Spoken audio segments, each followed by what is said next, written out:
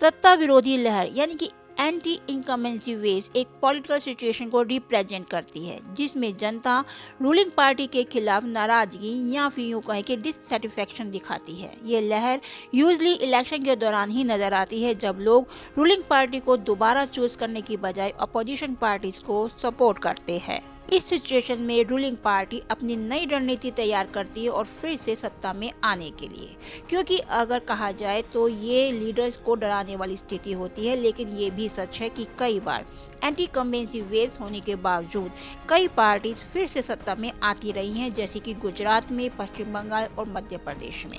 लेकिन ऐसी सिचुएशन आती ही क्यों है, इसके कई रीजन हैं।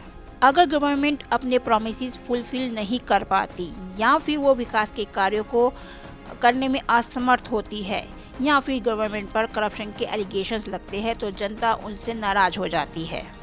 डेली लाइफ को अफेक्ट करने वाले इश्यूज जैसे कि महंगाई और बेरोजगारी भी सत्ता विरोधी लहर को लाने का काम करते हैं। इसके अलावा अगर गवर्नमेंट की पॉलिसी लोगों के इंटरेस्ट के खिलाफ जाती है तो लोग चेंज करने की डिमांड करने लगते हैं।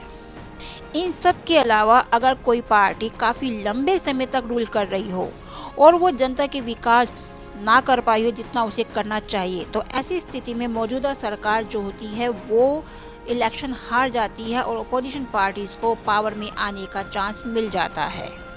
ये प्रोसेस डेमोक्रेसी का एक इम्पॉर्टेंट हिस्सा है जो पॉलिटिकल बैलेंस को बनाए रखता है। सही अर्थों में लोकतंत्र की पावर है इलेक्शन, और हर लीडर को या यूं कहे कि रूलिंग पार्टी को इस बात से डरना चाहिए कि अगर वह जनता के हित में काम नहीं करती या फिर विकास के कार्य नहीं करेगी या फिर वो अपनी ही स्वार्थ पूर्ति में लग जाती है तो जनता उन्हें हटाने का सामर्थ्य भी रखती है।